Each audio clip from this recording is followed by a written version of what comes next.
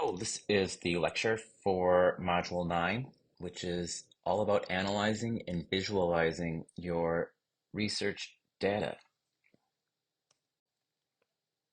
So right about now, your group is sending out your questionnaire and survey and collecting some primary data around some research questions you've formulated. And as you see your data come in and you're entering it into your spreadsheets, all in a consistent manner because you are all following your code book, you're going to begin to think about what are the insights you can draw from your data that you're going to want to share with your client that will help them make business decisions or become more aware of who their customers are and how to meet their needs better. Right? So most of what we're doing is, of course, exploratory and descriptive research because we're not doing hypothesis testing, and that'll come up later in this lecture. I'm going to give you some basic vocabulary and concepts to be familiar with in terms of different types of research that would be more um, appropriate for statistical analysis of causal research, just so you're aware of it, but it is not required for your group's project. You're going to be really looking at answering business questions that are going to be relevant to your client through either exploratory or descriptive analysis. And for the purposes of your primary data, you want to create visualizations that will really help your client understand how to make meaning from that data at a glance. And so there's a little bit of work you have to do to really analyze that data as if it was like a big and big pile of clay. You know, you have to mold it and shape it, ask questions about it, see if it will provide you the answers for that. And once you get down that road further, it'll make sense to you what information might be meaningful for your client, either to go deeper into in a descriptive research manner, a specific research problem they wanted more insights on that you couldn't find through your secondary research, or maybe you've uncovered some things that really weren't part of your research problem or your client's decision problem, but it might be things that you think would be helpful for your client to know from more of a exploratory um, type of or maybe future research, right? And any information is good information, is what I would say. So draw as much meaning from your data sets as possible and package it up in a way that your client will understand will be useful for them. All right. So there's some fancy words here, but don't let them intimidate you. You're really just trying to look at your data and capture meaning from it. And your mind's going to naturally drift towards really wanting to see what information might be useful to your client. And by this time, you know what it is they're thinking about, what it is that they might want to know more about. And so once you look at the data returned, you'll really start to think of information that would be helpful for them to know that the data reveals. And so we're going to look at univariate and multivariate ways of capturing meaning from your data and visualizing it, and go into some descriptive statistics. The statistics that I will share with you during this lecture will become more relevant for marketing research too. I just want you to be aware of them generally. I am not asking you to include them in this research project unless you want to. So I will have included in the weekly module some tutorials that help you use Excel's statistics package to run these formulas, but there's a little bit of manual work involved in really making sure that you use descriptive statistics well. But you should understand the basic concepts of it because the biggest important concept for you to take away from marketing research one is that you really are always striving towards collecting valid and reliable data. And so you know that there's different ways of thinking about your data being valid and reliable just through the methodologies you use to craft your surveys or any other type of research methods you're employing, and also how you then um, even conduct your sampling.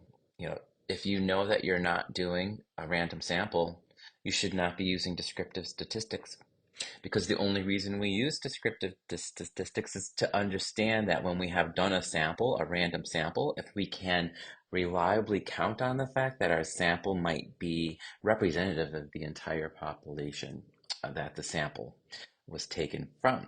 So if you did not do a random sample plan, there really is no reason for you to be running descriptive statistics. And in our case, for the time we have in this class and the purpose, I think it would be highly unlikely that any of you actually did do a random sample. So it would be very frustrating, I think, to try to treat your data set that way, as if it was randomly obtained, but you still could if you want to practice a little bit with the tools in Excel. You'll see um, uh, again, I'm not going to go into depth on them, but I've given them to you if you want to go there.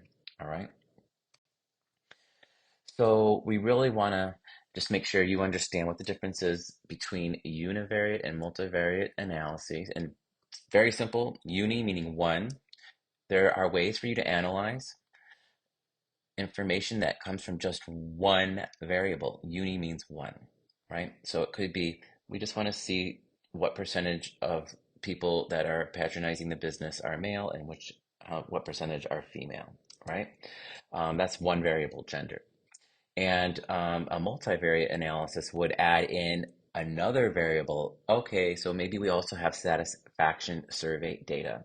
So what percentage of the female respondents are highly satisfied or satisfied with the business? As soon as you add another variable in your data set, you're doing a multivariate analysis, and that allows you to gain deeper insights and create different types of visualizations as well, right?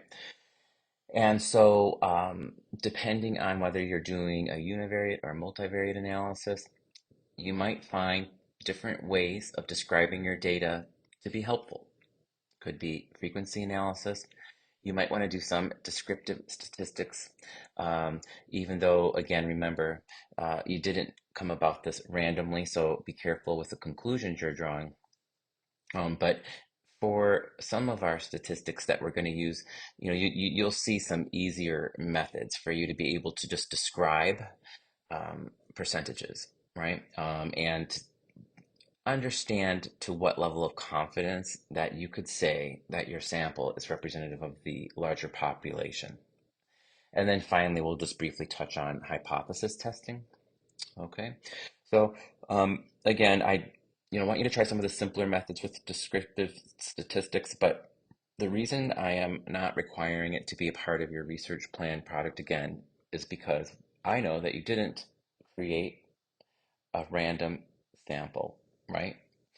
However, you might want to just, especially for the simpler things that I'm going to share with you, put your toe in the water a bit, just to get used to what it might look and sound like for you to do some descriptive statistics reporting. Okay, let this slide be your guide because it just breaks it down into a very simple set of considerations that when you are ready to start analyzing your data set, that you're going to sit down and have this slide in front of you and just ask yourself these questions, right? So if you can answer these two questions, then your data analysis is really going to be easy. And again, there's an infinite number of things you can analyze just by combining uh, your data sets. And so first, the question that you're going to ask is the variable you're looking at by itself or in a relationship with other variables. Do you want to report out just the percentages of people and or things and or attributes in the single variable, the one column on your spreadsheet? Or do you want to mix it into a comparison with some other uh, variable or attribute that's represented in your data spreadsheet, right? So if you're doing just the one variable, it's a univariate analysis. And if you're going to compare it with even one other variable or more, it's a multivariate analysis.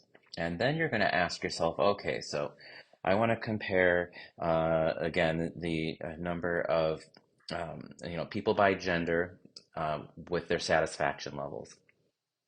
So You then have to look at each measure. So, of course, gender is nominal, it's categorical measure, right?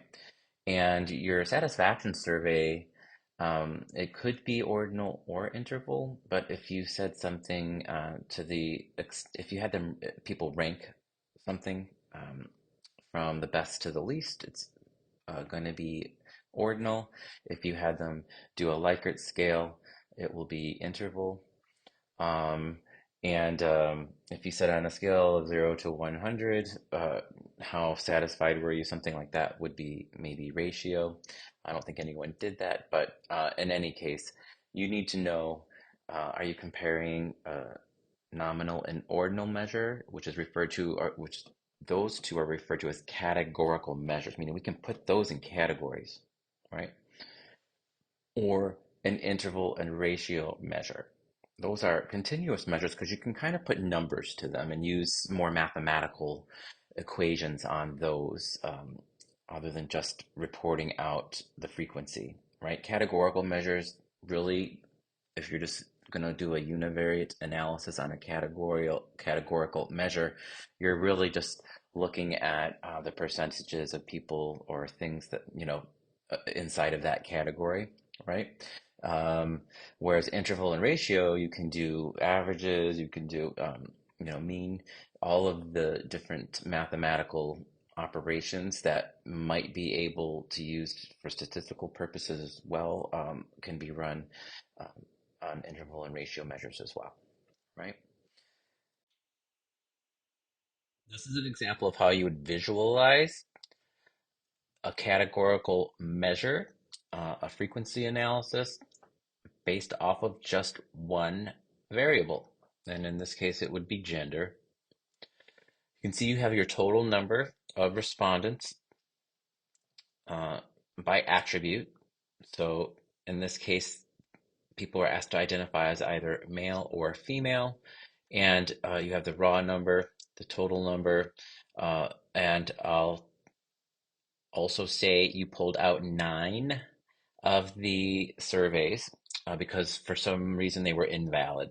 They may have skipped this question, so they're not part of the number above. You may have completely thrown out the entire survey because it was invalid, because the person was not answering questions seriously, whatever your conclusion was. You pulled out 9 surveys. So your total number above the total line is your valid number, right?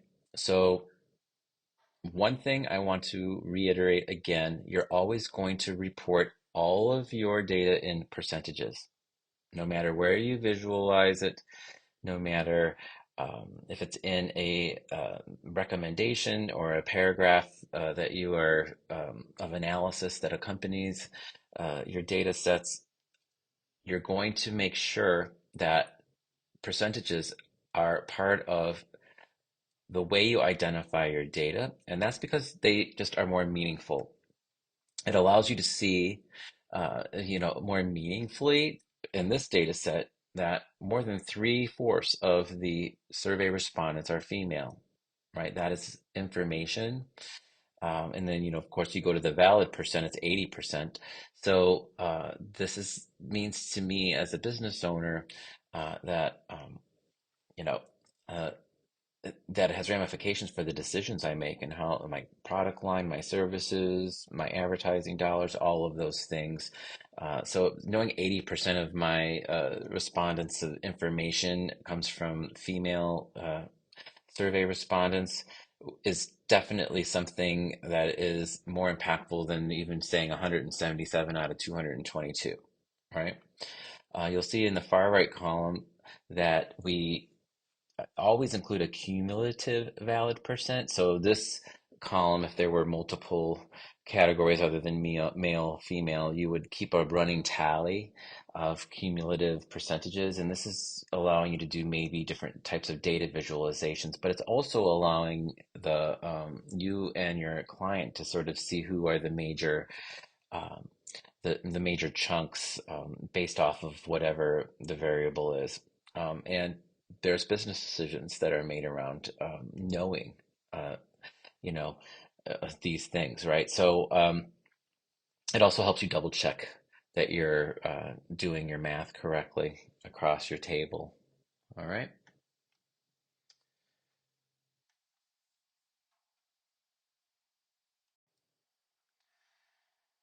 Okay, so as I was saying earlier, percentages are very useful. Okay, remember I'm saying that I'm 100% promising you it'll be on the quiz because it really is a very important best practice in reporting out um, your statistics and your measures for your client, right? And it's always going to be appropriate to use percentages for any category analyses. That's all of your um, nominal and ordinal data measures. Okay. And the note here is if your sample size is extremely large, you might not use whole numbers, but I would say always err on the side of using whole numbers. Saying 19.25% of what it's not meaningful, and it's a waste of space, and it creates clutter in your data that you don't want, right? And it creates clutter in your visualizations too. So don't use decimals in your percentage reports, okay? Use percentages without decimals. All right. And again, this is the other reminder. You're looking at your valid percentages, so you're not including the missing cases or missing data, okay? All right. So probably for all of us for our research projects, you're going to have a lot of frequency analysis reporting, and it's going to be easy for you to run those. You're just looking at all of the data in each column and looking at percentages of categories, right? And you will be counting and always must count the degree of non-response, but don't include that in your valid data reporting or your valid data visualizations. And so, you'll also remember that you're going to be pulling out any blunders that could be mistakes that your coding team made and or survey problems, right? And there might be some outliers that you find in the data. And it's just when you're looking at your data, you're like, this is bizarre. Anything that makes you go, what the heck? This is way outside of the average or the mean or any other. It's not even close to anyone else's responses. You might want to throw that out because it will skew your data, especially if you have a smaller data set. I would remove anything considered an outlier, and when we're looking at statistical analysis, it could be something like if something's like way beyond the standard, extreme standard deviation, uh, of your lower or upper quartiles, that would, throw that out and rerun, your standard deviation categories. You'll see they'll change significantly and it'll make your data more reliable, right?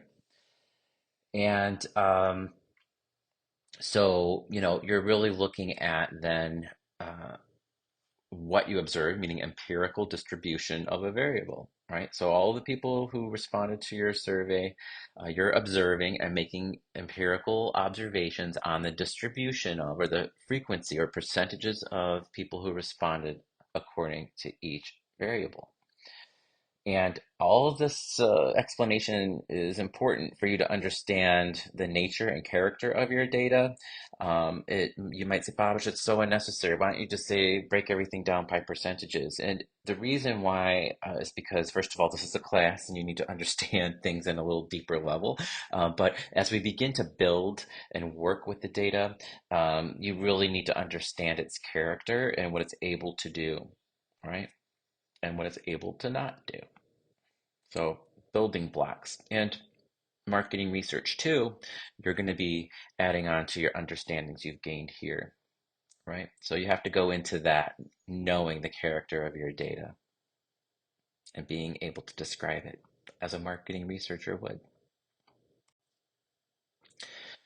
So confidence intervals, again, if you want to do this, that would be great. And some of you have already asked in previous classes, but this is where you're really understanding, I want to be 95% sure that the sample of respondents, that the people that responded to our survey are representative of the total population with a margin of error of no more than 3%, right?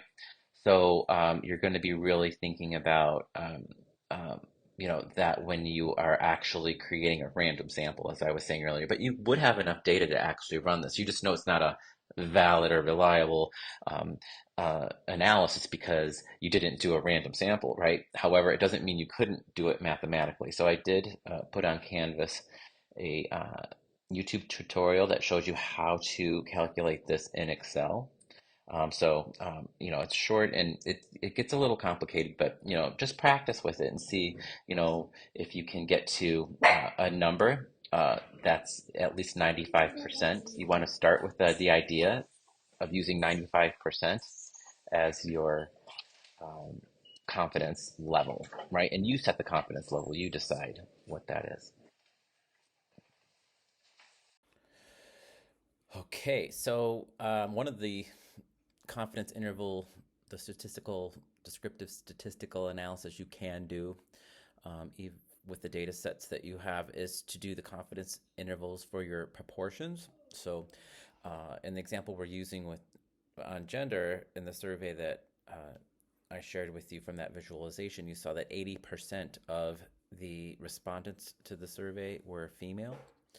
And so maybe we're going to ask ourselves to to what level do we want to be reasonably assured that 80% of the customers or clients are female?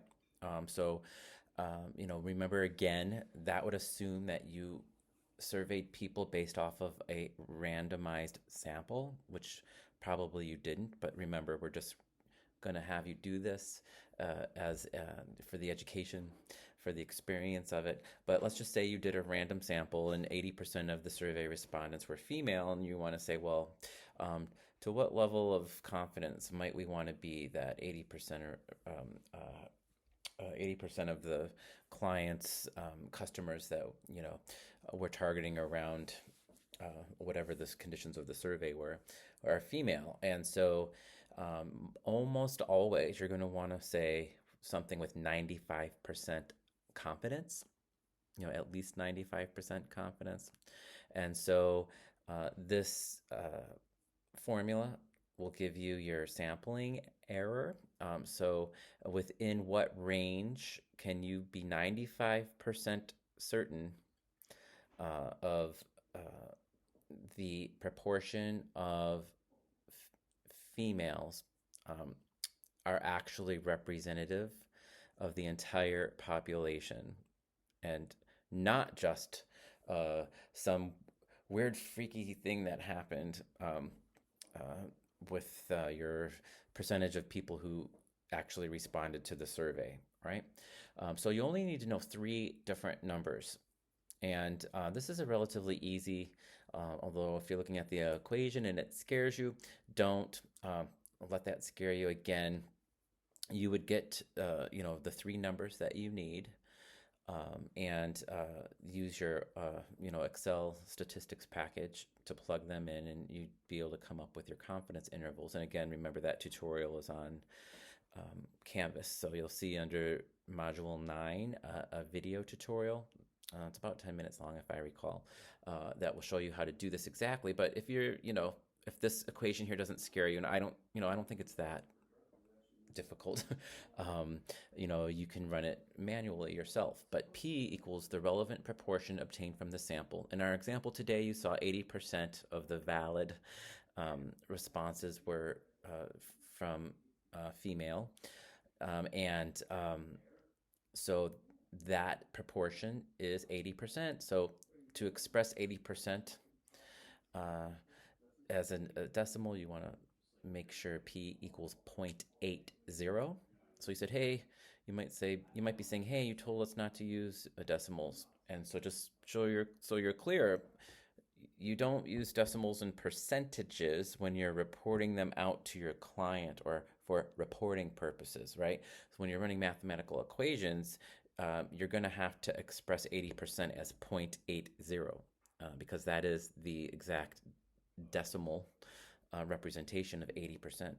80% and 0.80 are the same value, right? So sampling error considers um, also the degree of confidence that you have that 80% of the respondents is reflective of the entire population. And so, to what level do you want to be sure that the number of valid cases overall is representative of the entire population, right? So, you're going to want to come up with a z value, which is that's your value that you're saying you want. That's your confidence level. So we're going for 95% confidence, right? And so that will be the number you use for there. And overall, the number is the number of responses from the valid responses. And I can't recall in our number, but I think it was 100 and maybe 73, something like that, maybe 93. But what were the actual number of female respondents from the survey? That would be your N value, right? So it would look like this. Oh, it was 222. I apologize. So we saw that 80% of respondents were female, and the total number of valid cases in the sample was 222. So that included both male and female, right? And so you remember, and this is another reason to run your running totals and always be focused on your valid number. So you remember that 222 of your respondents were valid, right? So we would like to establish a 95% confidence level. So that means, and this number stays the same. So whenever you're using 95% as your confidence level, your Z value will always be 1.96. And you might be asking again, Bob, how come it's not 0.95? Just remember, I don't want to go into the details of it, but you're looking for a confidence interval that's above the whole. So you're always going to start from a value of 1. And so, you're going to make sure you know that if you're looking for a 95% confidence level, it's going to be 1.96 would be the value you use as your Z value. Okay. So you're looking for the square root of, there's your formula right there below, 0.80 times 1 minus 0.8 over 222, which would equal 0.05. So that's reflective of the fact that you want a 95% confidence interval. Like 1 minus 0.05 is 95%, right? 0.95 or 95%. If you didn't understand that part, don't overthink this. Just remember to use, if you're looking for a 95% confidence interval, which is mostly what you're always going to be aiming for as a marketing researcher, you're going to use 1.96 as your Z value. And so you can see once you're done running the operation that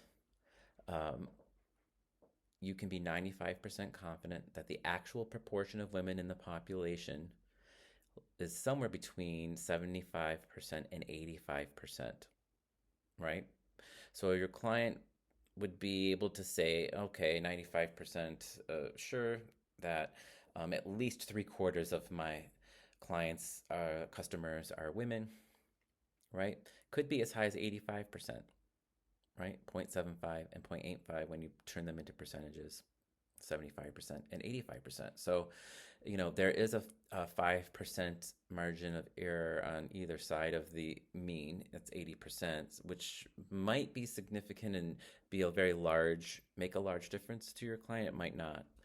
That's really up to them to decide, and also for them to really understand what the meaning of that might be. But if they want to do an investment, especially like on social media or digital marketing or really any type of promotional advertising in any medium, well, where would they best use their dollars to reach uh, their target customers? They may want to look for, um, you know, places and spaces where they can find their female customers to get the best bang for their advertising dollar. And or it could even impact how they merchandise within, if they have a brick and mortar presence within their store. Their product line offering could change because of knowing this. So there's a lot of implications.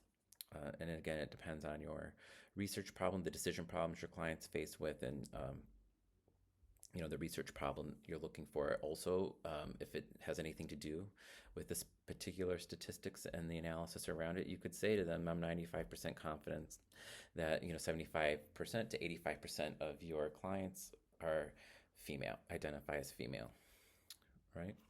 So again, look at the tutorial if you need to have Excel run the operation for you.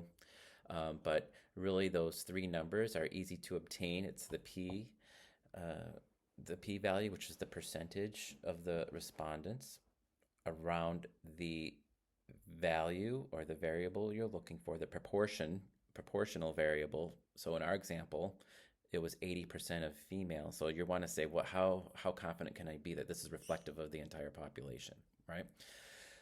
So you're looking for that as your p-value, 0.8. The total number of valid cases overall was 222. And you decided what your z-value was, right? And so that was because you wanted 95% confidence interval. You're going to use the value 1.96 to represent that. And those are your numbers. Easy to obtain. Okay. So for continuous measures, again, remember that's when you're looking at your ratio and your interval measures. You're going to use descriptive statistics, and this may go beyond really what you're able to do, but I'll just give you some basic concepts here. And also remember, even if you do run it, if you did not get a random sample, you should not be running these statistical measures to use as any type of thing to boost your confidence in what the data sets say, because you already know it wasn't actually randomly obtained. So there's no reason to run a statistical analysis if it's not a random sample. The whole point of doing statistical analysis is because it's random, you want to make sure it's reflective of the total population on whatever variable you're running your analysis on, right? It doesn't mean that non-random samples don't have meaningful information. So for, again, exploratory and descriptive purposes, it's very legitimate to run a non-random sample, and you will pull lots of insights from that data. It's just you're not going to then use descriptive statistics to validate that the numbers of people or any type of variable you're looking at has any degree of confidence that represents the total population of that variable, right? And again, I don't know, I say it a lot not because I don't think you're all smart. I know you're all smart. It's just, it's sometimes a hard concept to understand. You're going to be able to run the numbers with the formula, and you're going to want to say, oh, wow, see Excel and this fancy formula just told me that I can be 95% confidence that my data is statistically significant. Well, you already know that it's not because it wasn't a random sample, right?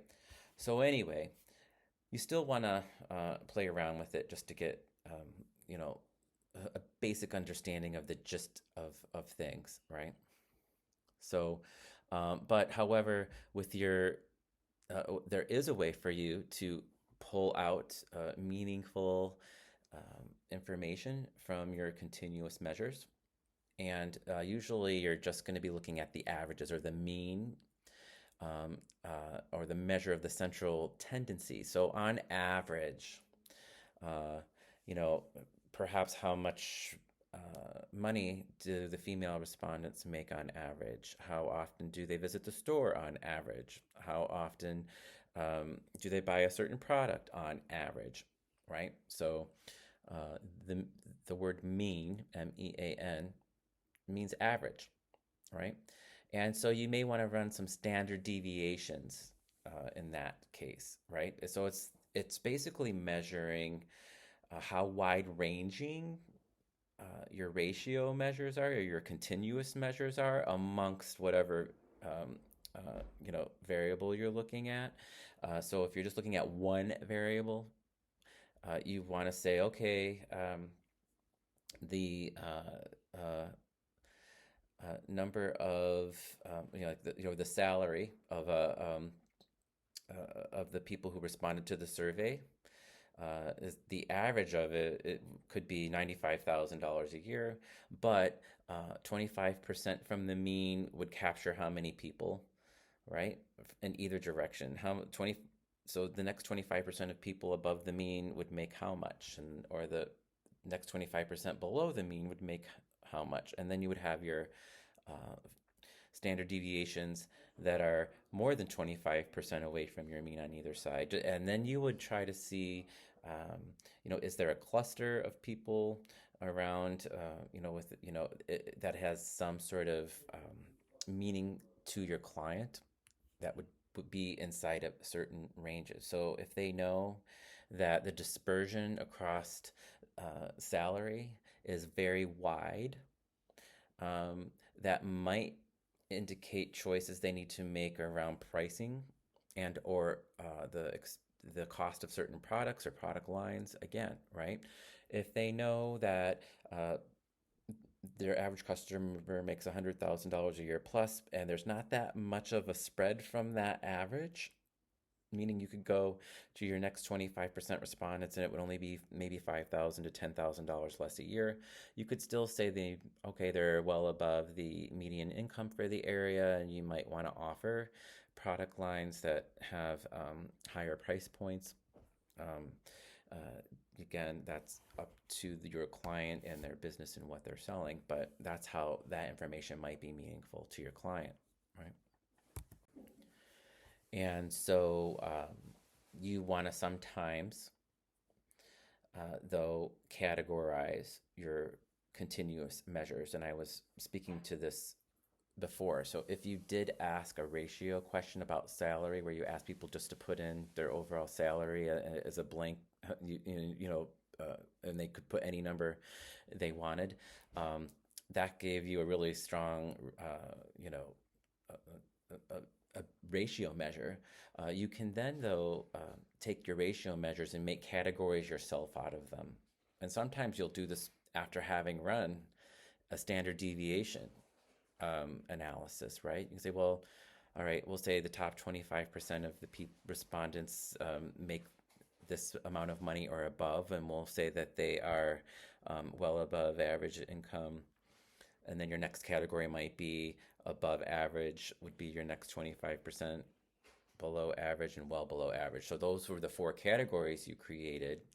So you can do that with uh, uh, interval and ratio level measures because they're continuous, right? But remember, you can't make nominal or ordinal level measures, data that you've collected. You can't give them the attributes of interval or ratio level. So it limits your ability to play a little bit with that information. But some data that you collect is by the very definition nominal. There really isn't ever any way you could capture it. But wherever you can, a best practice is to try to get as much data as you can on interval or ratio level, so you can have the flexibility to categorize it, right? So, yeah, measures at higher levels of measurement have all the properties of measures at lower levels. I'll say it again a different way. right? That's here on the slide. And so you would say, why would you do this? So it's really, again, because you're always, as a marketing researcher, trying to give information to your client that helps them make better decisions and gain insight into who their customers are in as straightforward manner as possible or as meaningfully as possible. So I have a big long list of all the different salary levels your clients, going to have to do a lot of mental work to really categorize that. It's your job as a marketing researcher to do that, right? And you would do it just the way I was describing earlier by looking at, all right, where are the standard deviations from the mean, and categorize maybe 4 categories. That'd be about the most common way to do things. I would say no more than 6. Maybe sometimes it's only 2. That's fine, right? 2 different categories you might want to make. So, what percentage of respondents make above a certain amount of money per year and what make below a certain percentage of year might be helpful information. Doing a 4 doing 4 categories like I mentioned earlier could be even more meaningful. You could do both. Whatever floats your boat. And so to visualize that, it would look something like this. Your original data set would be the chart on top, and it might have been a question you asked that sounds like the one in the example here, which is how important to you personally is each of the following reasons for participating, and in this case, it was a fitness center. And so obviously they did a Likert scale, which is an interval scale, which is a more powerful level of measurement, but you might draw more meaning by doing what's called a two-box technique, which requires you to create categories. So because it's okay to take interval or ratio data and turn it into a categorical measure, um, it would look like this to visualize it. You wouldn't show the client this extrapolated data. You would say, I'm going to create a category of people who say it's important to very important, or that general health and fitness, what level would they uh, say it was either important or very important. Instead of breaking it down by percentages across 5 different strata, you're going to create a merging of the top 2 positive responses and show the client that 95% of the survey respondents said it was important to very important to them, um, uh, uh, that general health and fitness is the reason that they're going to the fitness center, right? And then on down the line, so the client can see amongst the attributes that they wanted to capture from this one variable, which is, why are you coming here?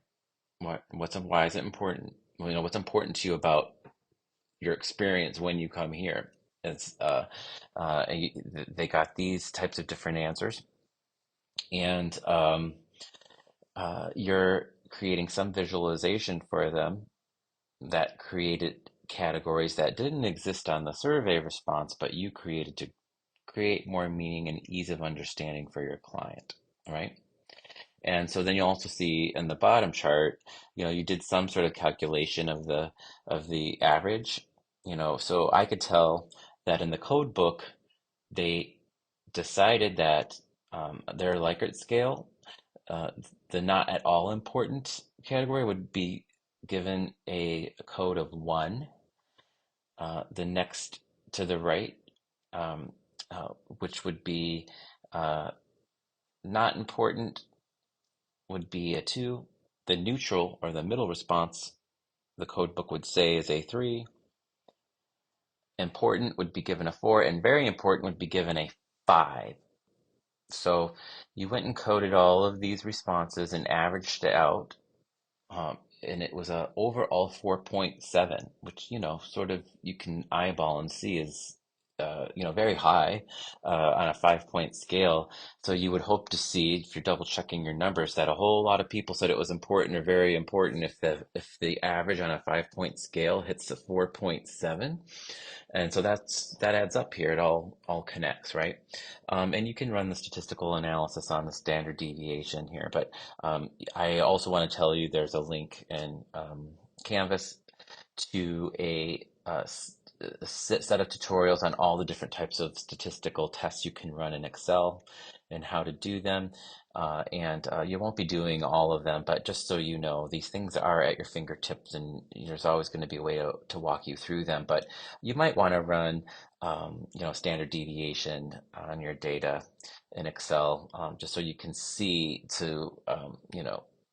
what extreme people are answering, and how far they are from the mean. So in this particular example, 1.3 standard deviation from a mean on a 5 point scale, is pretty wide. That means, most of the people are around the mean, and there's some people that are far away from it, but it's not a whole lot, right? So as you get further away from the mean, there's much fewer responses, which is, you know, probably going to be the case when 95% of the people are indicating, um, the a similar response on a 5 point scale, right? Um, so that's a way to visualize things in a little more meaningful way for your client to help them make decisions. And maybe I would just show them, the two box uh, category and the mean column. Maybe they don't need to see the standard deviation and the numbers column. You might want to include it in your full report, though, or in your appendices. It's up to you. Um, and for everyone here, I'm hoping you do run at least the standard deviation. And of course, you're going to run the mean, or the average value of it. And so, obviously, you're running the mean after you've created this new category. Okay. And for the client facing visualization, I would get rid of the two box label here and put important to very important, right? To indicate that it was a positive response, right? Okay, and so just to know the math for your confidence intervals, and again, go to Canvas, look at the tutorials for how to determine confidence intervals. But the equation here is not that complex. But again, what you're really trying to report out to the client is some level of confidence that, say in our previous example, 95% of the people said they come to this fitness center for general health and fitness.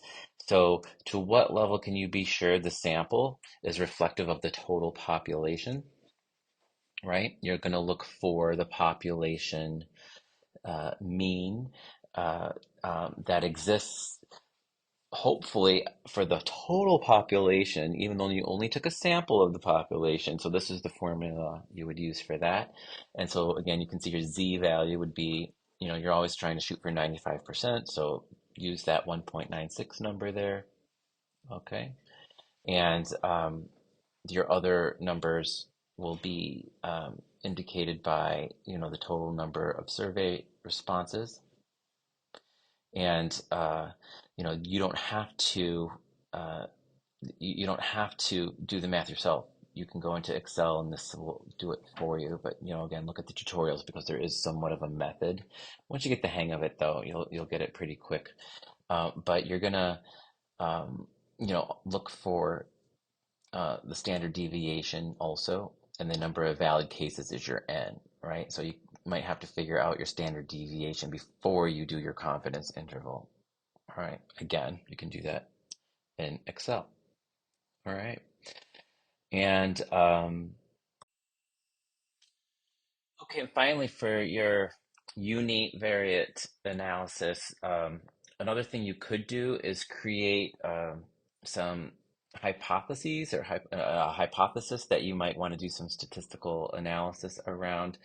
And yet another reminder, remember, if you didn't create a random sample, then you don't, really need to be using statistical tools to decide if your sample is reflective of the entire population, right? And because you already know that it's not a random sample. So, your however, your data set, if you look at a single variable, and in the previous example with the fitness center, 95% of the respondents said that, they use the fitness center for general health and fitness. And so if you want to ask yourself, well, how can we be 95% certain that this isn't just some weird random mistake in our sample, uh, um, or that it occurred by some random chance that 95% of the respondents said that that was important to them? You would want to, run a p-value analysis on that. And again, that's yet another process in that you can do in Excel with their data tools. But we're not going to have you do that on your project, and I don't want you to really have to understand the math behind it. But the concept I do want you to understand is that you can ask questions of your data, which are called hypotheses. You could put an educated guess, and again, these are things that your client might be asking. Um, you know, what percentage of the people are people coming here to my gym? For what reasons? I'm gonna guess. Most of them are here because of they want just to be generally fit. For overall health. So you could come up with a proposed hypothesis um, that you would want to try to disprove, and that would be called your null hypothesis. And you would say something to the effect like, well, let's just say that most of the people that come to this gym are not coming here for health or fitness reasons, right? And so your p-value, your probability for a given result on that variable, if you want to be 95% certain that people are in fact coming,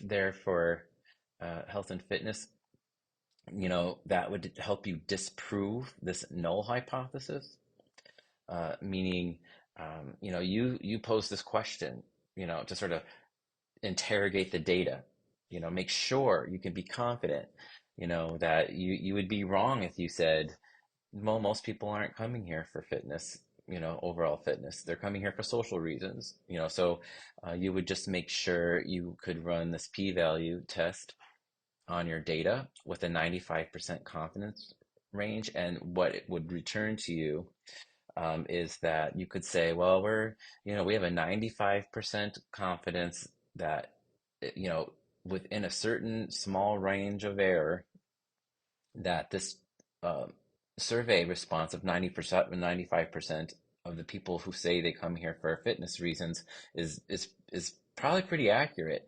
That disproves your null hypothesis. So someone would be wrong to say most people aren't coming here for general fitness reasons.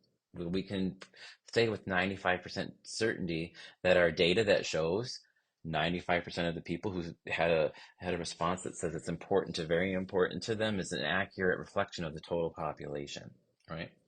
That example is a little confusing because it just so happens that in that survey, 95% of the people indicated a positive response to it's important to me that I go to this gym for general health and fitness reasons. But it could have been 80%, and you still would have been able to disprove your null hypothesis. If you're going to say most people don't come here for that, you'd still be able to say, um, well, 80% of them said that they do, so we've disproved our null hypothesis. So, um, you could also, put up other alternate hypotheses and say, and test that out, right? But the thing that's conceptually important to grasp is that, we can't always prove an alternative hypothesis, but you can disprove a null hypothesis.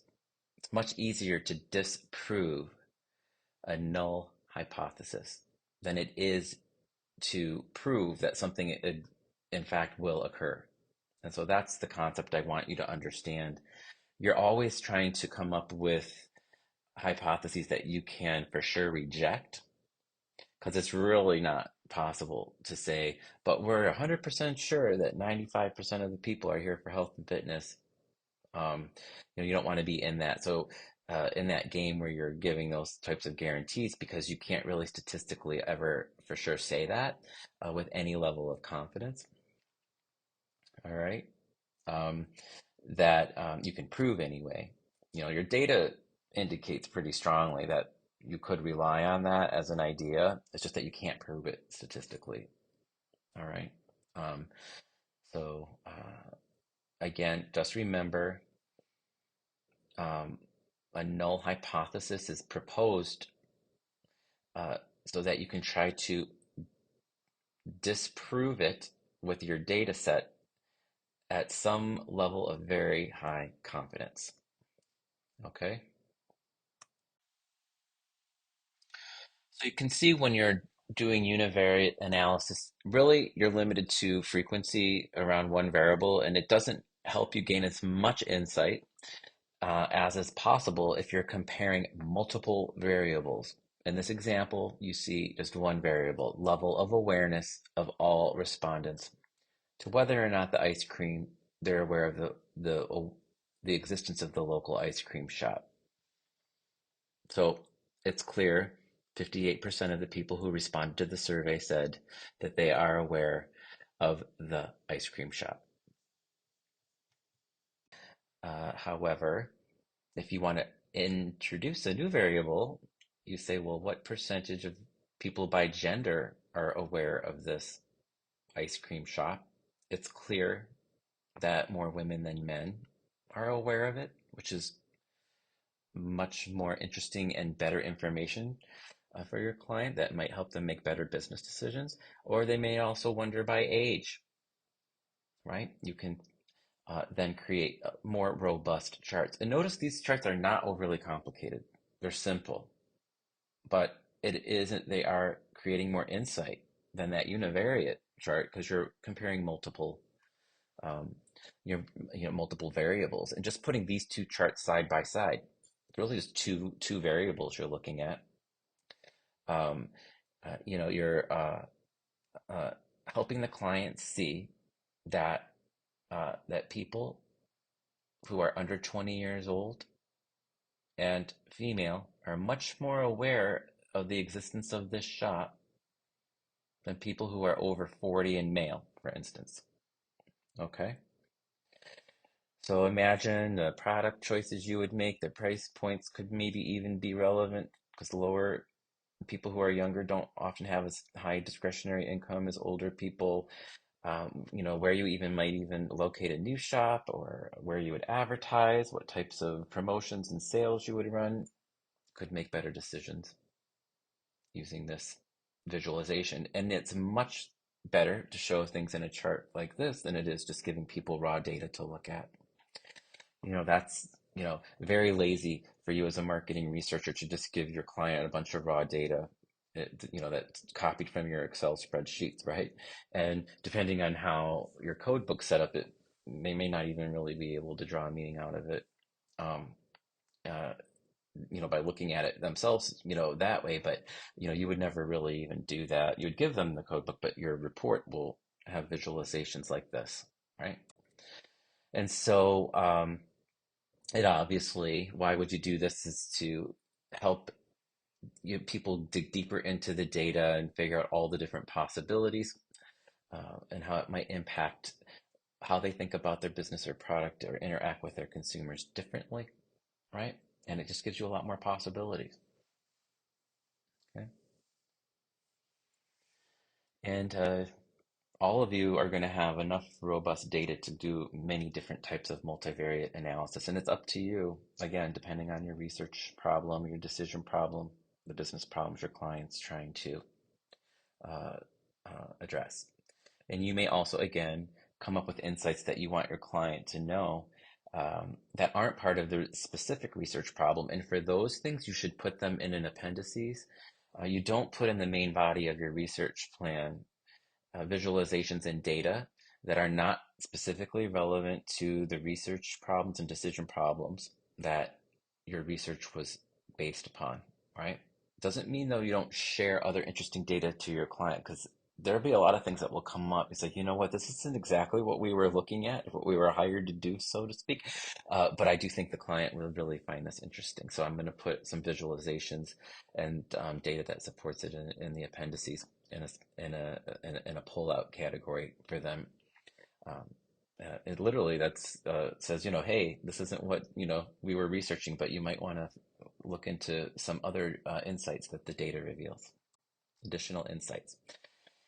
And so cross-tabulation really is another area in which you can use multiple variables in an interesting way, where you can combine relationships between two or more variables, right? And so for cross-tabulation, it's uh, you're comparing categorical variables. That's information that came from your nominal and ordinal measures. Okay. And, some of you may have already created dummy tables in your research plans ready to fill out this data already. Um, but you're doing this because uh, it's exactly what the, visualizations that I just showed you uh, will help clients around making important decisions. And the other things that you ask in a survey, breaking them down by salary levels, by gender, by age, by even neighborhoods where people live, uh, need to be lifted up for your client to know where to put their advertising dollars or their product service mix, the four Ps. And their promotional efforts are all guided by these things, right? But um, if we go back to our example with the Avery Fitness Center, the survey question, uh, you know, that could have been on the form. Uh, there's an example here. Asks if people use the therapy pool or not based on doctor's recommendation. So it's two questions that are being compared, and they're categorical. Do you use the pool? Yes or no? So in your code book, a yes, um, could be a two, and a no could be a one. Did the doctor, and then you ask the second question, if people answer yes to that, did the doctor recommend for you to use our therapy pool? And again, you have a binary yes or no, which is a two or a one, or you could even use a one or a zero. Sorry. Probably more likely that you do a one or a zero, where one would be yes and a zero would be a no. And so that allows you to do cross tabulation, like a dummy table. Um, and it's a very simple one. It's each category has two levels, a yes or a no. It's binary. And so when you compare two binary variables, you come up with four cells, right? So you could say, someone could say, yes, I use the pool, and yes, my doctor recommended. No, I have not used the pool. So that would be no, my doctor didn't recommend it either, possibly. Or the third option would be, yes, I use the pool, but no, my doctor didn't recommend it to me. Or no, I don't use the pool, but yes, my doctor did recommend that I should, right? So those are the four possibilities. And so it might be interesting for your client to, instead of looking at the raw data, have a visualization, which would be called a cross tabulation. And because these are categorical measures, that's why we call it a cross tabulation, right? So in this case, did the therapy use lead to a doctor's recommendation? See, we're creating a hypothesis or a question that our data is going to be able to answer for us, right? Um, and so your client might want to know, did a doctor's recommendation lead more people to use the therapy pool or not? I would like to know because maybe I can advertise my therapy pool services to the local doctors in the area, right? Um, and so that would be a good use of my time, energy, and advertising dollars if I knew this was the case. So let's see. And this is the data. This is a cross tabulation. Again, remember, It's two different categorical variables. And what makes them categorical? Because they were um, they came from nominal or ordinal measures, or if they were uh, racial or interval measures, it's because you categorize them yourself, right? But nonetheless, these are the categories that you created for this table. And again, you could have planned for this ahead of time and created a dummy table that you were just waiting to fill the data into because you had conversations with the client. This is what they wanted to know, you know. Uh, do my clients use this therapy pool upon a doctor's recommendation, or are people just finding their way into it through other means, right? So the answer here is from the sample results, the people who learned about the pool from the doctor appears to be more likely that they'll be using the pool if the doctor recommended them to use the pool, right? And so this is meaningful because, you might just look at the raw data and say, you know what, according to this, yes, we had 34 people who said their doctor recommended that they use the pool, and then I did use the pool. And 34 doesn't sound like a lot when you look at the total number of respondents, right? So if you're just looking at the raw data, you might say, it's not as impactful as other things, but you'd be very, very wrong. Very wrong. Because look at the percentages, and this is why we always want to convert things to percentages. Percentages are much more meaningful, right? 63%, a very high percentage of people use the pool based off of their doctor's recommendation. Okay, so it would be worth investing in this area if you knew, okay, 63% of the people whose doctors recommend they use the pool. I'm gonna I'm gonna put some advertising oomph or some promotional effort oomph into finding local area doctors or finding those consumers, right? Or pushing this service to the people who I know who are going to recommend it, right? So, that's why creating these visualizations and asking questions of the data is always going to always going to yield meaningful insights that answer business questions. So and always with your dummy tables or your cross tabulation tables, all tables always total things out by whole numbers and by percentages. Okay.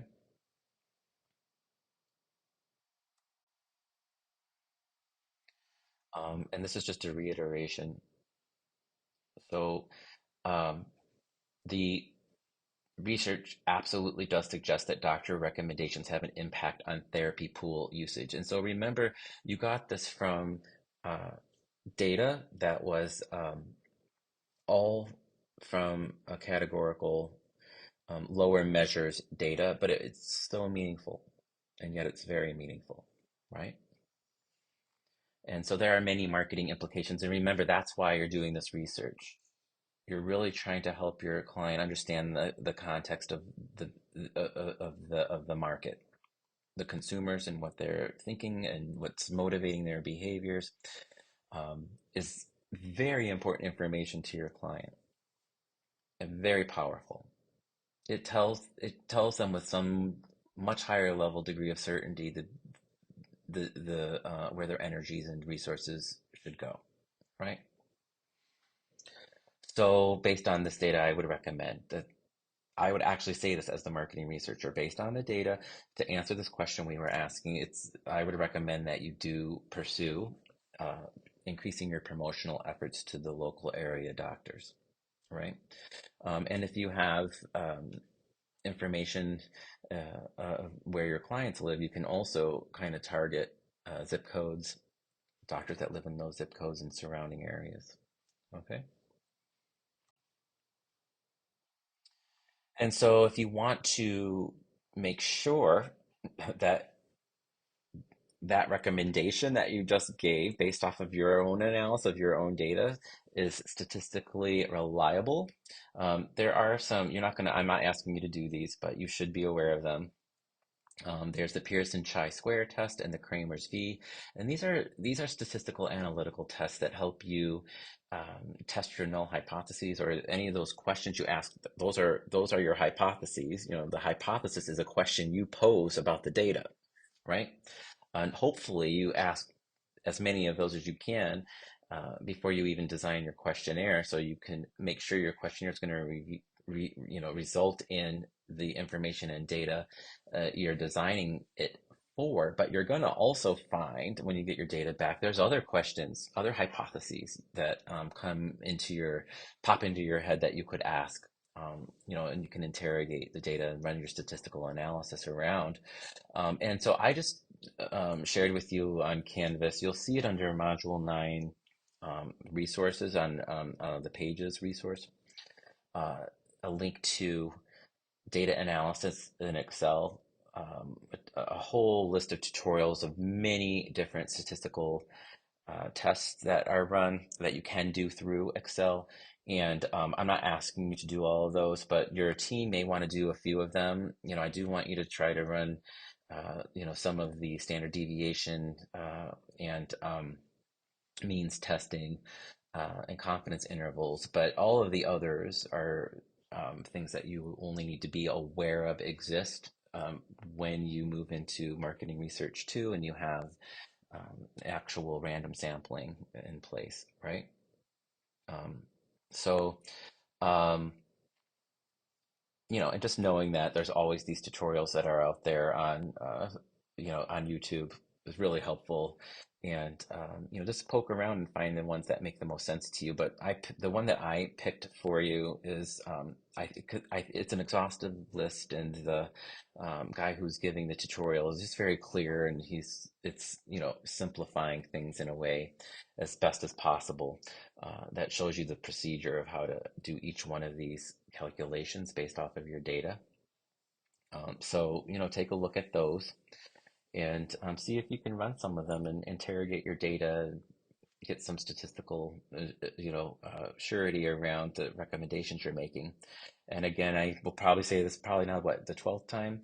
Just remember though, if you didn't draw your sample from a random sample of survey respondents, it's not going to be reliable to base any confidence in your data set being reflective of the total population through statistical testing, right? Your gut instinct and your knowledge of a local market may be even more important than some of the statistical analysis, actually, right? Especially if you're working with a small local business and you understand the area and the people and your clients and all of that might be more important for you to consider than running all of these statistical analyses, right? Which is, again, the point, non-random sampling of people who are actual customers is sometimes really all a local business really needs to gain the insights they need to make better decisions. So this is a good time to reinforce the idea that there are different types of statistical analytical tools, and they're almost always included in your software packages. Excel's data package has multiple types of statistical analysis tools, but knowing which one to use and when is requires you to understand what data type you're looking at, what types of variables you are comparing.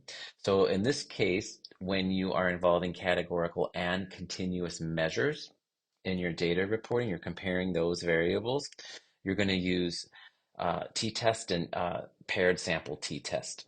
And what you need to understand is that uh, your dependent variable in this data analysis will always be your continuous measure. So your independent variable is the categorical measure. It's those things that are gender or the things that are that you created a category for, salary bands or even neighborhoods, anything that uh, does not have a ratio or interval number attached to it. Those are your independent variables. As soon as you have anything that is a number that is reflective of the actual number that you can run an average around, which is your interval and your ratio measures, those are always going to be your dependent variables. And that's important to know as you plug in information into your formulas. So you always need to know what your dependent variables are. So just examples of this might be, if you're going to compare a categorical and a continuous measure, you might ask yourself, again, you're forming a hypothesis yourself to help your client answer business questions. And you may have already asked this question before you even designed your survey to collect the right information, right? So your client might have said to you in your initial meeting when you were, even before they hired you, like, I really would like to know what percentage of, I seem to have a lot of dissatisfied male customers, and I'm not quite sure why. Maybe I'm not, maybe it's just the time I'm in here. I don't know, but could you please do a survey where you get the um, uh, a satisfaction scale in there around people's attitudes around the stores or the product, the store, the products or the services we offer, and make sure you ask if they're male or female, right? And you could also, um, do it by age or salary or neighborhood or whatever. But the satisfaction rating is your continuous measure, right? Because you're going to do a Likert scale, and those numbers, it's an interval. It means something. Someone that puts a one is going to be dissatisfied. Someone who puts, if your highest level is five, is very satisfied, right? You can do an average of that, a mean. Um, uh, once you get all your data in, you average it out. After you code what highly dissatisfied, satisfied, very satisfied means, all of that, that number, that average means something, right? So you might be able to say, well, of all the females that responded to the survey, on a scale of 1 to 5, they're about 4.2. But the males, when I look at the average of their responses, the satisfaction is 3.6. So that is true. You are correct. The male customers seem to be a little more dissatisfied. And then you're looking at a whole range of things, possibly, price, product, locate, whatever, service, all of that stuff. If you ask for that in the survey, hopefully, right? Um, you could also do it by age and years. So that would be, again, a dependent variable because it is a continuous measure, right? And so if you, in the second example, want to say, is it my imagination or are we not seeing any young people come to this business anymore, right? So you'd be able to do a survey of people, and have you been to the store or this location? Are you aware of its existence? That sort of kind of question that you saw in the ice cream shop example earlier. And so, you could see again, is the age of a person dependent on their level of awareness of the store, or if they've ever even been in the store, right? Again, with the number of units purchased, that's your continuous measure because the measure, actually, the number means something, right? How many things did you buy from the store in your last visit or last several visits? A question to that effect gives you an actual number. It's a dependent variable. It's a continuous measure. You want to compare that with a categorical measure. They maybe in the same survey were asked, do you have kids in your household or not? That would be a yes or a no. You would code that as a 1 or a 0 and compare it with the number of units purchased, right? So if all of your households in your survey response without children say that they purchase 0 to 1 thing, and your households with children are saying multiple things, you probably can be aware of the fact that people with children seem to, uh, you know, purchase more products within your business, which might seem obvious because there's more people in the household, but it could also tell you you should carry more products that cater to families with children, right?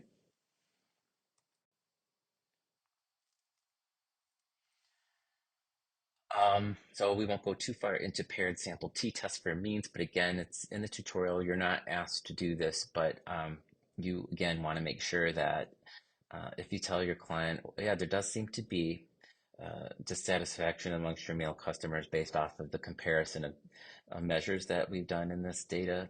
So you would run a paired sample t-test for means, which means the average. So can I say with 95% confidence or greater that men, the men that completed this survey who say they are only 3.6% satisfied is a meaningful average that's reflective of the entire population of men who would come to this store, right?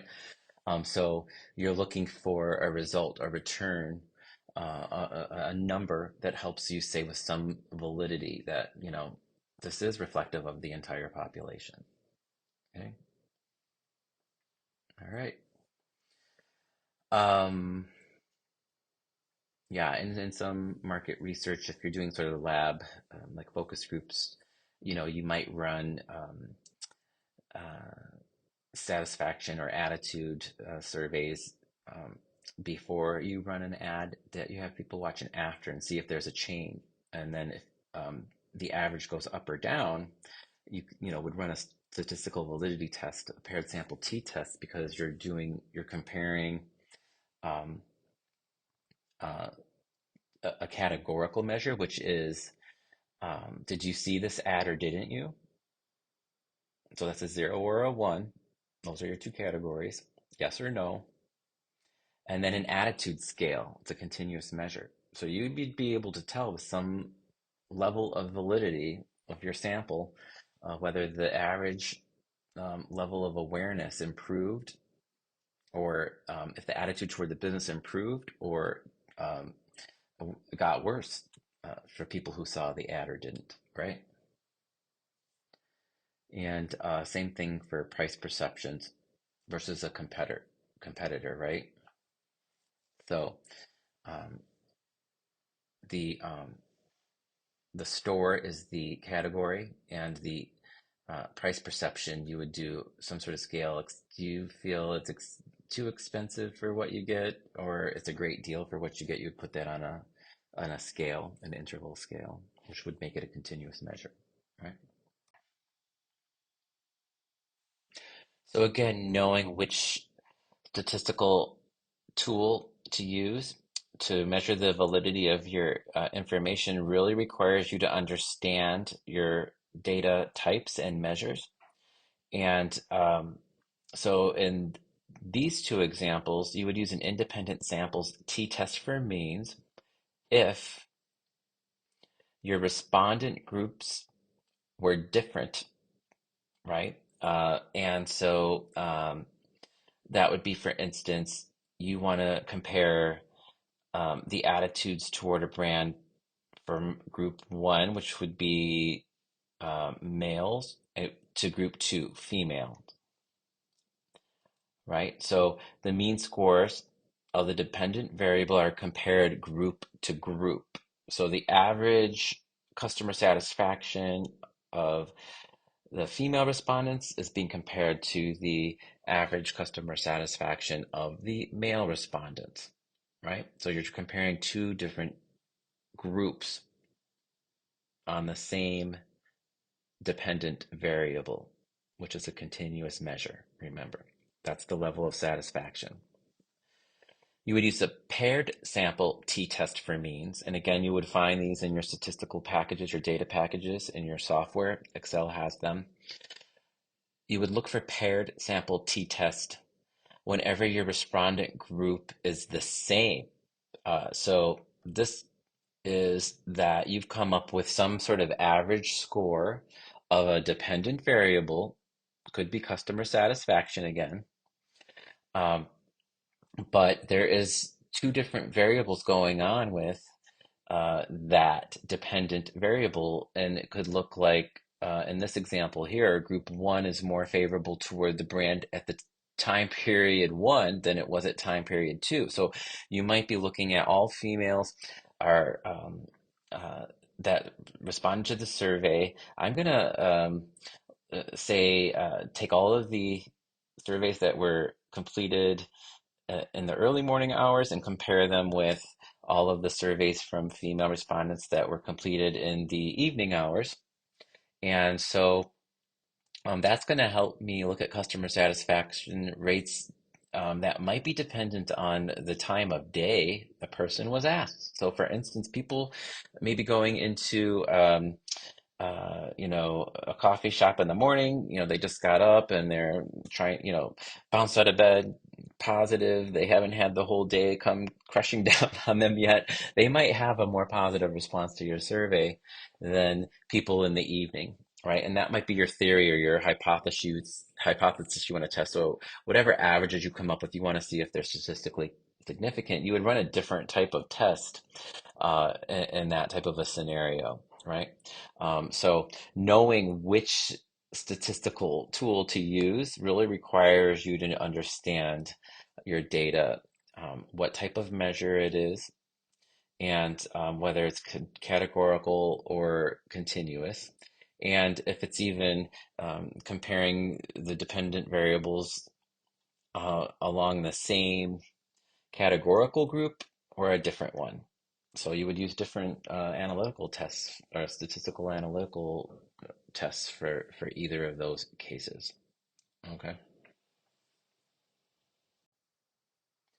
And regression analysis is important, and we're not going to be doing this either, but this is something you have to be very aware of. This gets into predictive analysis where you're trying to correlate whether or not um, there is any meaning that you can gain from comparing two continuous measures, right? So, people's happiness with the product and services of a retailer with also their attitude toward the business.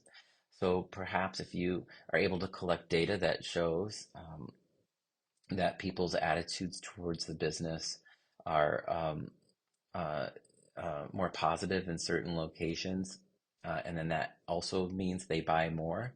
Um, you can sometimes do regression analysis that allows you to make predictions and say to your client, like, I'm going to test to see if the people in location in you know in your Tacoma store is uh, more positive, and then your um, store in Bellevue, right? And I also want to make sure that I'm testing also to see if they, are what they think of your product and services. You might be surprised that people, maybe with higher incomes have a poorer attitude toward the store, but they buy more. So it might, be interesting information, but it also might make it harder to predict, what it is that information might mean to your client. But if you are able to come up with some model, predictive model using regression analysis that helps your client make business decisions, it's because you're comparing different continuous measures with each other and doing some statistical analysis around the validity of the data that you've collected. And so, there are regression analytics, again, also in Excel, but in many other software packages that are more robust. But the heuristic product moment correlation coefficient is probably the most common. And again, there is a tutorial for how to do that if you want to try to see what the data validity of the continuous measures or your comparison of multiple continuous measures, how valid that might be as well. All right. Um, so one big final note, and this will be on the quiz. So for those of you who stayed and hung in there this long, thank you. I know this was not easy. So um, you should always know that correlation does not mean causation, right? Correlation only means that there is, with some statistical reliability, some relationship between your data, okay? And that you have some confidence level that you could make decisions around this data set. But never is the case in any research no matter what field or industry you're in, or what discipline, correlation is not causation. You cannot say because data shows some um, causal relationship with a high degree of certainty that that means that we can say exactly what's going to happen next. That what this data shows is that we can say for 100% sure that since women are happier with the store and buy more, they're going to continue to do that, right? That's not ever the case. And one famous example of this is the um, murder rates go up as ice cream sales go up. And so if you presented people this data, you know, it might be scary for some people, and a lot of misinformation works this way. You put forth to people something that seems feasible, and create a narrative, a false narrative around it, and then back it up with data. Anytime someone puts forth a data set to you saying that this data shows us the cause of something else, you immediately know you're being manipulated. You're being manipulated. It's not a thing, you know. So any researcher 101 level knows just because you can establish some correlation of relationships among the variables in your data does not mean that you have proven causation. And so going back to our ice cream example, it is true. Murder rates climb as ice cream sales climb, and that's because of another variable that's not considered in the data set is it's uh, happens to be the case that murder rates rise in warmer weather, and so do ice cream sales rise in warmer weather. But we can all understand in this example that, you know, people don't go and eat ice cream and then go out and murder someone. It doesn't encourage you to murder somebody, right? So, um, or people who go out and murder people don't run and they'll then go get ice cream. There's no, uh, there's no causation in that correlation with that data, right?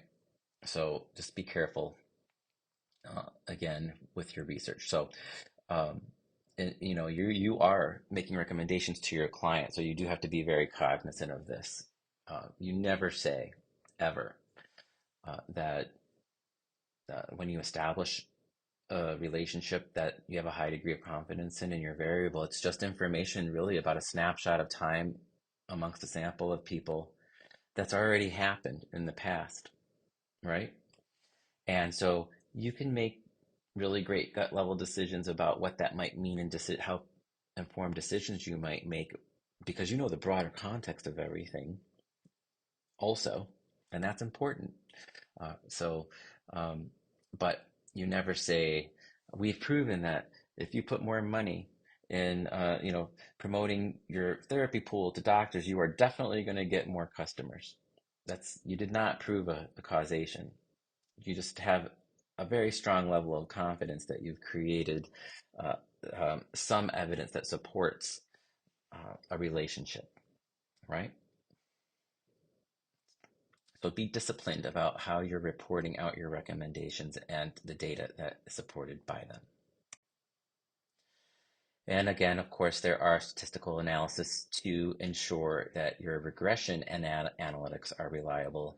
And you know, here's the formula for you. But what is really cool about regression analytics is that it is possible, and a lot of algorithms work this way, to create a equation that has a lot of validity to it that helps you make really good predictive decisions, right?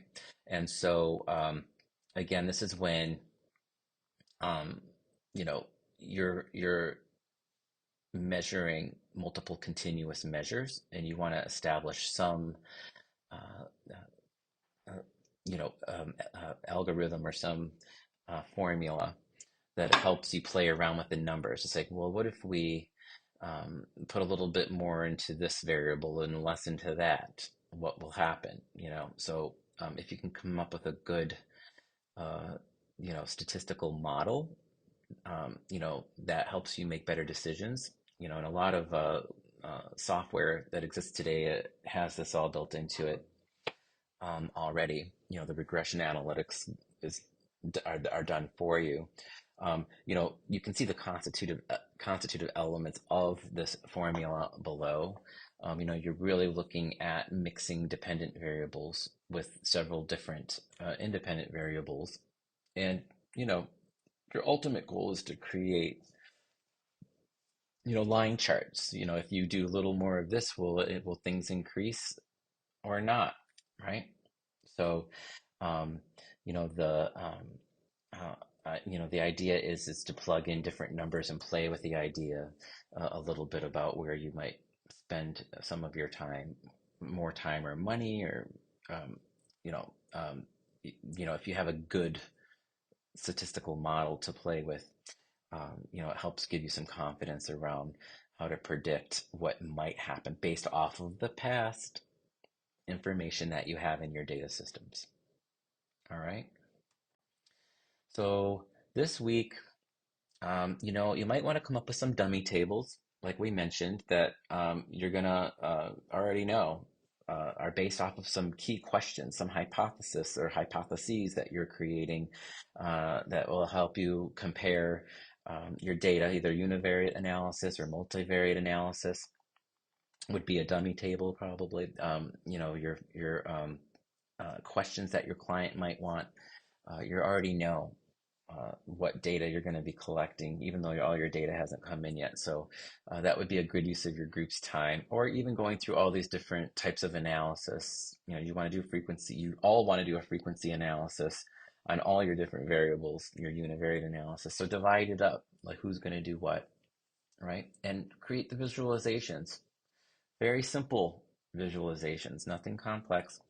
They exist in Excel, right? And look for your tutorials online for how to create visualizations if it isn't obvious to you. Just use the tools that exist in the world. They're all over the place. Very simple. And for this next week, just continue to collect and analyze your data. All right, and have fun. Thanks, everybody.